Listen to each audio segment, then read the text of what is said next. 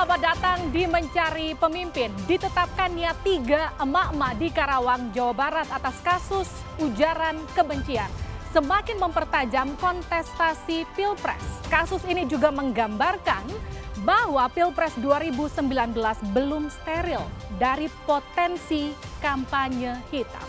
Lalu apakah kampanye hitam masih laku dijual untuk mendulang suara? Dan siapakah yang berkampanye hitam? Kita bahas di Mencari Pemimpin, saya Liviana Cerlisa bersama Anda.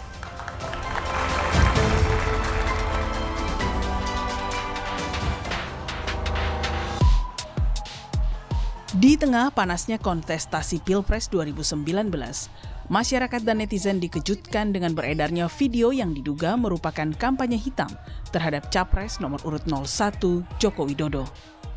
Dalam video tersebut, 2 orang perempuan tengah berbicara dengan salah seorang warga dan perempuan lainnya merekam pembicaraan ini. Perempuan ini mengatakan sejumlah hal yang diduga fitnah terhadap Joko Widodo. Di antaranya, jika Jokowi terpilih, maka tak akan ada lagi suara azan. Polisi telah mengamankan ketiga perempuan ini dan menetapkan mereka menjadi tersangka dugaan fitnah. Kasus ini pun menimbulkan perdebatan antara kubu TKN Jokowi Ma'ruf dan BPN Prabowo Sandi. TKN meminta polisi mengusut tuntas dugaan kampanye hitam ini. Sementara itu, BPN Prabowo Sandi membantah dugaan kampanye hitam ini merupakan kebijakan dari BPN Prabowo Sandi. Kami juga mengapresiasi gerak cepat dari kepolisian menangkap atau memproses pelaku perbuatan tindak pidana tersebut dan pelaku penyebar video tersebut, ya. 3 orang ibu-ibu seharusnya tidak berhenti pada ibu itu, ya, karena kami menduga kemungkinan ada aktor intelektual di balik itu. Pertama, dari sisi kami di BPN, mustahil itu menjadi kebijakan BPN. Mustahil itu menjadi arahan. Tidak pernah kita mengarahkan agar tim ses atau siapapun yang ingin memenangkan Pak Prabowo, tapi dengan cara-cara seperti yang dalam video yang semacam itu. Kekhawatiran masyarakat terhadap munculnya kampanye hitam dalam pemilu 2019 kini kian nyata. Tingginya kekhawatiran masyarakat terhadap kampanye hitam terlihat dalam jajak pendapat Litbang Kompas Agustus 2018 lalu. Sebanyak 51,3% responden khawatir, sementara 17,7% sangat khawatir. Kekhawatiran publik terhadap kampanye hitam bukan tanpa alasan. Berbeda dengan kampanye negatif yang dapat bersifat konstruktif, kampanye hitam merupakan fitnah yang tak berdasarkan fakta. Dampaknya akan menjauhkan kontestasi Pilpres dari substansi adu visi misi pasangan Capres-Cawapres. Selain itu, pelaku kampanye hitam juga terancam pidana karena melanggar Undang-Undang Pemilu. Jika kedua pasangan calon telah berkomitmen untuk melaksanakan pemilu tanpa hoaks ataupun politisasi isu sara, lalu siapa yang berkampanye hitam?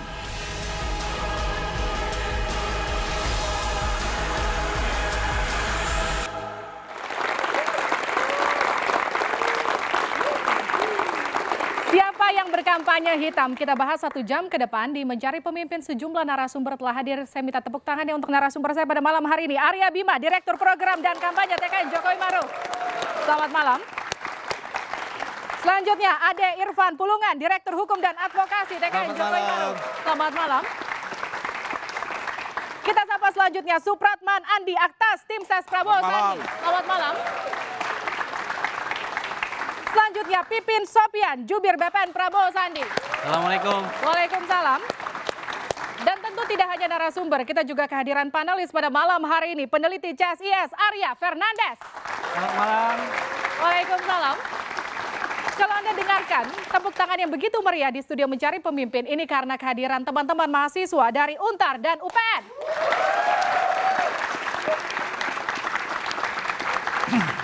Saudara, seperti biasa, tidak hanya kita semua yang ada di studio Mencari Pemimpin, saya juga akan mengajak Anda para netizen yang ada di rumah untuk ikut bergabung bersama kami di Twitter kami @KompasTV dengan hashtag Mencari Pemimpin.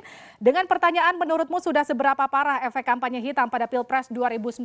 Berikan alasanmu. Nanti ini akan jadi pertanyaan untuk sejumlah narasumber kita malam hari ini. Tepuk tangan dulu untuk kita semua.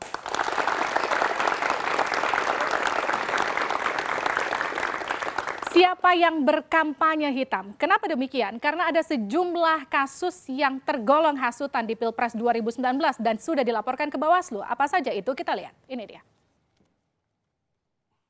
Hasutan di Pilpres 2019 mulai dari muncul website bertajuk Skandal Sandiaga yang berisi kabar perselingkuhan Sandiaga Uno di September 2018. Ada juga hoax terkait pengeroyokan atau operasi plastik Ratna Sarumpait di Oktober 2018 yang baru saja disidangkan kemarin.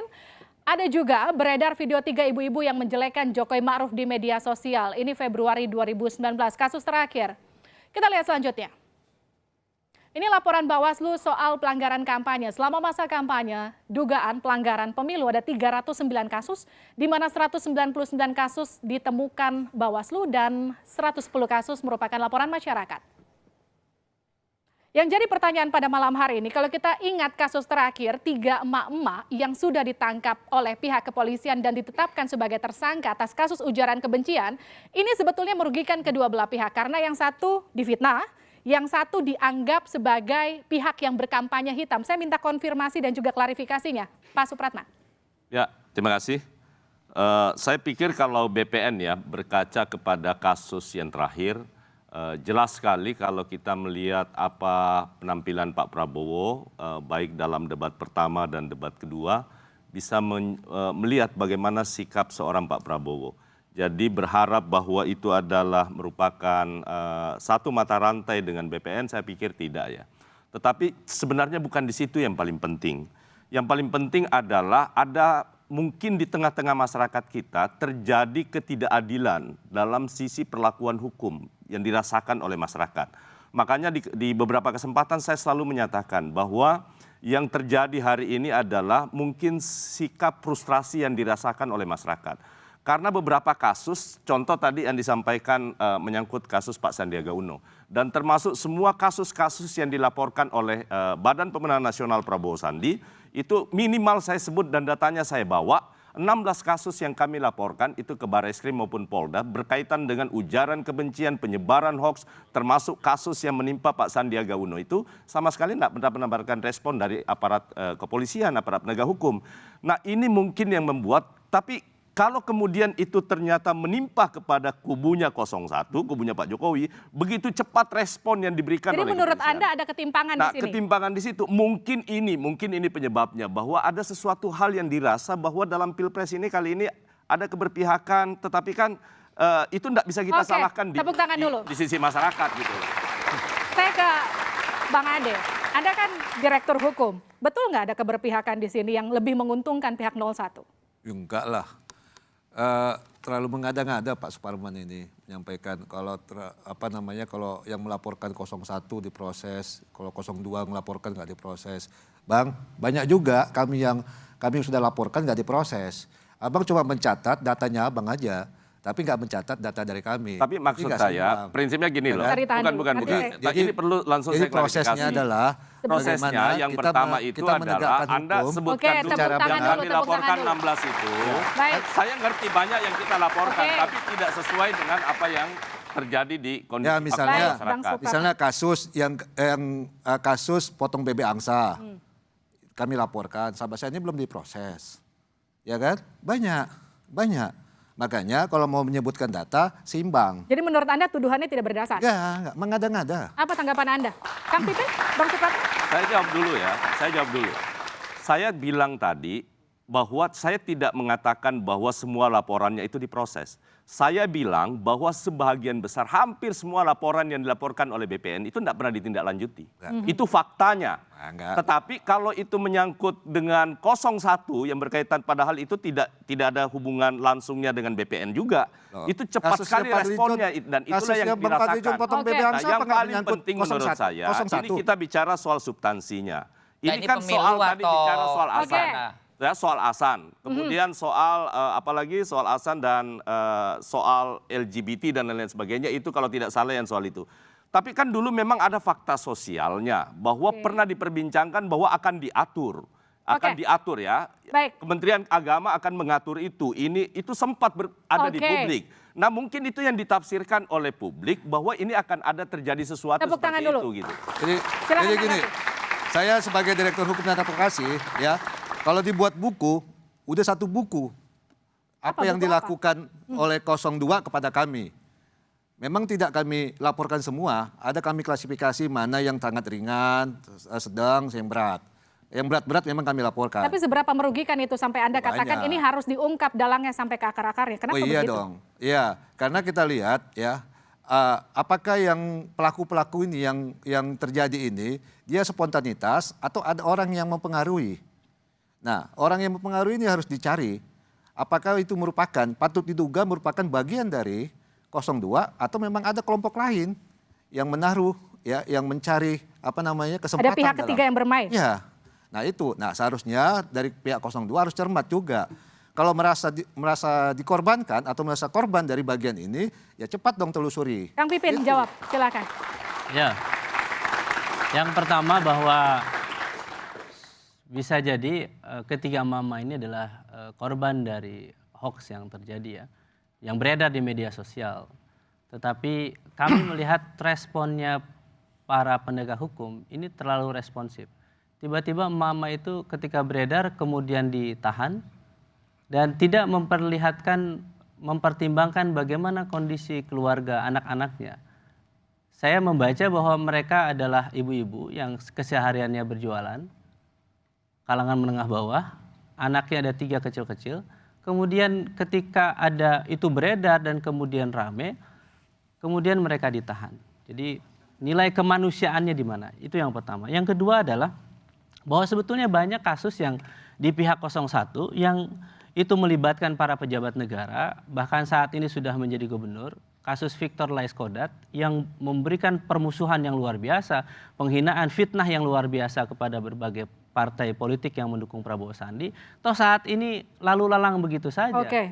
Begitu juga saudara Guntur Romli yang menduduh Pak Prabowo sebagai orang kesurupan pasca reuni 212 dan menyatakan ada jamaah Monaslimin. Kami laporkan juga tidak diproses secara hukum. Oke, tepuk tangan Jadi dulu. poinnya utama yang ingin saya sampaikan adalah bahwa kalau masyarakat saat ini merasa bahwa rasa keadilan itu tidak tegak bagi semua, kepada orang kaya, kepada para pejabat negara yang mendukung Pak Jokowi, itu dibiarkan begitu saja tanpa ada proses hukum, mereka dipanggil saja, seingat saya tidak ada. Tetapi ketika masyarakat kecil, ibu-ibu, ketiga orang itu adalah masyarakat kecil. Ketika mereka bisa jadi itu adalah korban hoax, korban informasi hoax, maka mereka kemudian langsung ditahan begitu saja. Baik. Di mana hukum itu ditegakkan di Indonesia? Ketimpangan sosial di sini ada, ketimpangan hukum, penegakan hukum juga kemudian ditegaskan. Ini yang kita tegaskan di sini bicara ini adalah korban ataukah memang pelaku? Kalau Anda melihatnya? Enggak gini, yang jelas ibu-ibu itu pernah bertemu, pernah berkumpul, termasuk dengan Fadlizon, ya kan? Terus menurut saya korban kelakuan dari elit-elit politik sekarang ini, saya melihat bahwa beliau atau ibu-ibu ini hanya sebagai satu media untuk mengamplifikasi atau menyebarluaskan. Tadi kalau Kang Pipin bilang bahwa hoax itu diamplifikasi, entah itu berita bohong, entah itu berita palsu atau ujaran kebencian, itu diamplifikasi yang pertama lebih pada cara tradisional, tatap muka, pertemuan, bahkan kegiatan keagamaan dipakai sebagai media untuk mengamplifikasi terhadap hal yang menyangkut berita-berita bohong atau berita palsu. Kemudian yang kedua, lewat sebaran-sebaran gelap. Di tempat-tempat ibadah, di tempat-tempat di mana perempuan disebarkan tempat-tempat itu dengan sebaran-sebaran gelap.